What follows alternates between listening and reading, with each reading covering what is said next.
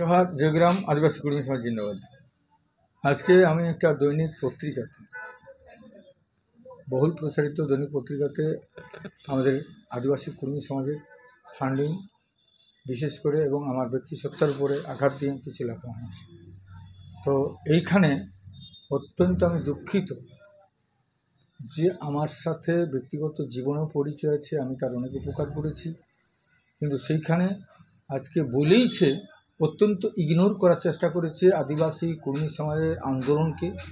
এবং রিসেন্ট অতি সম্প্রতি যে আমাদের এসপি ডিএমের যে ডেপুটেশন ছিল এবং তাকে কেন্দ্র করে যে আমাদের পুলিশ সন্ত্রাসের বিরুদ্ধে যে মিটিং ছিল, এই মিটিংকে অনেক ছোট করে দেখানো হয়েছে এবং সেইখানে ফান্ডিংয়ের কথা বলেছে। এদের টাকা কোথা থেকে আসে, কে দেয় চাঁদা? তো এইখানে অজিত মাহাতো আদিবাসী কর্মী সমাজের নেতা এবং কর্মীদের সংখ্যা সম্পর্কে ওর জানা প্রয়োজন ছিল। এখানে পুরুলিয়াতেই আমরা আছি একাই ওয়ান্থা, তো এখানে লোক কত হয়েছিল তাও জানা আছে, ওদের জানা দরকার। এবং টোটাল যদি বলা হয় জঙ্গলমহল এবং ঝাড়খণ্ড আর উড়িষ্যা, তাহলে আমরা 2 কোটির কাছাকাছি উপরে, 2 কোটির উপরে আমাদের কর্মী আছে। সেখানে অজিত মাহাতো চলতে তার কোনো অসুবিধা নাই, কিন্তু এইখানে এই ফান্ডিংয়ের বিষয় নিয়ে আর আমাকে বিভিন্ন কারখানা থেকে চাঁদার কথা বলছে। আমি কি চাঁদা চাইতে পারিনি? আজকে যদি বিভিন্ন রাজনৈতিক দলের ছুট থাকে, কি ফান্ড বলে, এটা ফান্ড আছে তো, ওরা নিজেরা ফান্ড আদায় করে হোয়াইট মানি করতে পারে। আমি চাঁদা চাইতে পারি না, চাঁদা চাওয়ার অধিকার নাই, তাহলে এটা কেন বলবে আমাকে? এবং ওই পেপারেই বলা হয়েছে। আর সেই জন্য বলছি, কার নির্দেশে বলা হচ্ছে আমি সব জানি। তো এখানের কাঠ, কয়লা, লোহা, বালি, মাটি, বনের কাঠ পুরান যাচ্ছে, তো কে ভাগ পায়, কার নির্দেশে হয়, এগুলা আমি কি জানি নাই? তোমাদের চরিত্র কি সেটা আমি তো জানা আছে। একদিন বলা হয়েছিল, তোমার মুখেই হয়েছিল, আমাদের এইখানের আমাদের বিটির উপর, যাকে বলে বিটি বলা চলে, তাদের উদ্দাম যৌবনের স্পর্শ নিতে তুমি অ্যাডভার্টাইজ করেছিলে, তুমিই ছিলে সেটা। তো ওগুলা কি আমরা জানি নাই? তাহলে তুমি আজকে আমার বিরুদ্ধে এরকম বলতে যাচ্ছ। আর টাকার ব্যাপার, অজিত মাহাতোর টাকা কী করে আসে সবাই জানে। প্রত্যেকটা মিটিং আমি কালেকশন করি, তারা দেই, সেইটাই চলে না, বাকি থাকে আবার মাগতে হয়। আর কারখানার মালিক থেকে বড় লোকে কি মাগাটা চাওয়াটা কি আমার অপরাধ? যে কোনো লোক আমি চাইতে পারি, যে কোনো লোক বলি, কিন্তু তুমি কেন করলে এটা? তো আজকে 10,000, কেউ বলছে 12,000, সালে যেখানে 12,000 মোটর সাইকেলেই ছিল 12,000, তো এগুলো চোখে কি দেখতে পাই নাই?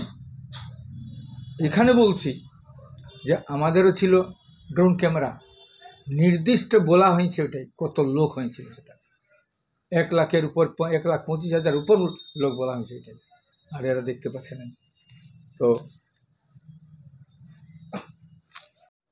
আমাদের 26 তারিখে আমাদের কোটশিলাতে আমাদের যেহেতু ওইখানে ঘটনা, সেই জন্য ওখানে ঘটনাটাকে ওইখানে আমরা মানুষের কাছে পৌঁছাবার জন্য আবার গ্রাসরুটে ওইখানের ওসিকে ডেপুটেশন দেবো এবং আমরা তুলে ধরব ওইখানে শোষণ, বঞ্চনা, সন্ত্রাস। 26 অক্টোবর।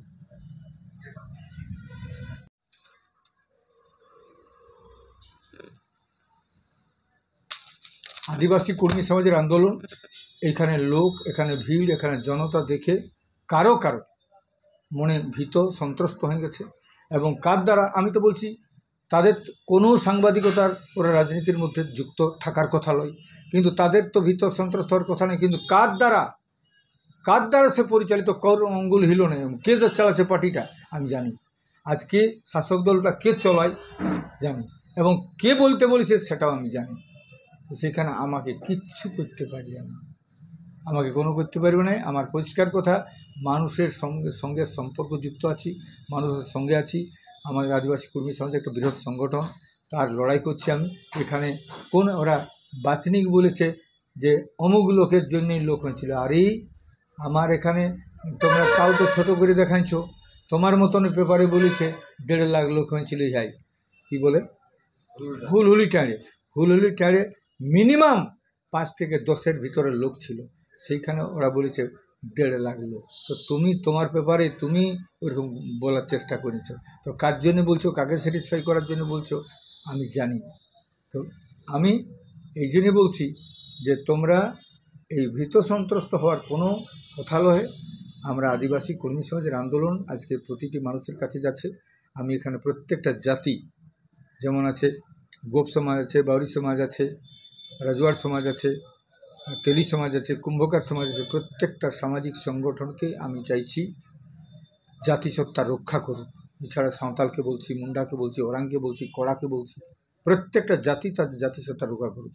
আমাদের পারস্পরিক দোষারোপ করে কোনো লাভ নাই, কোনো লাভ নাই। কারণ আমি যে দাবি নিয়ে লড়াই করছি, যে জাতিসত্তার জন্য লড়ছি আমি, আমাদের ভাষা, ধর্ম, সংস্কৃতি, এটা আমার সাংবিধানিক অধিকার।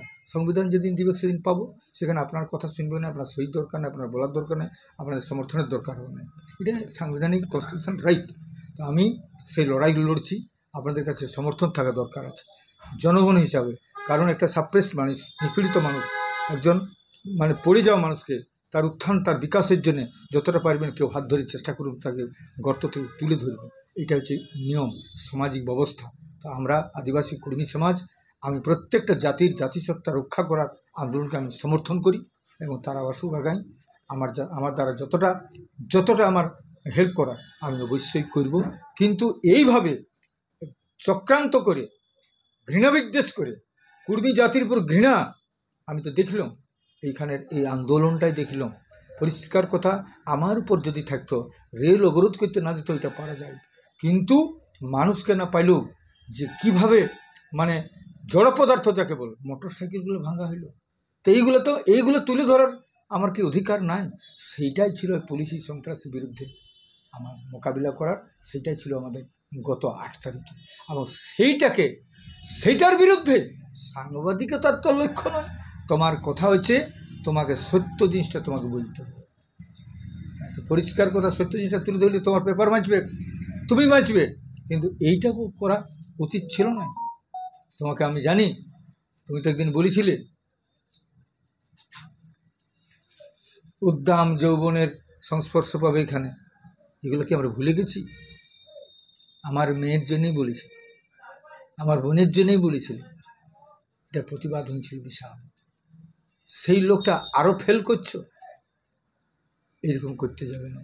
আর যদি করছো, কার অঙ্গুল হেলো না, ভোগ করবে সেখানে। আমার বলার কিছু থাকবে না সেদিন, আমার কথাও কেউ মানবে না, কেউ শুনবে না। তাই আদিবাসী কর্মী সমাজের আন্দোলনকে ছোট করে দেখার কোনো মানে হয় নাই। আর আমাদের ফান্ডিং খুঁজে কোনো লাভ হবে নাই। অজিত মাহাতো লক্ষ লক্ষ মানুষের নেতৃত্ব দিয়েছে, লক্ষ লক্ষ মানুষের কাছে আছে, আমি আছি, থাকবো। আপনারা আপনাদের মতন চিন্তা করে আমার উপর বিদ্বেষ, আমার উপর কোনো কিছু করে আমার সংগঠনকে ছোট করা যাবে না।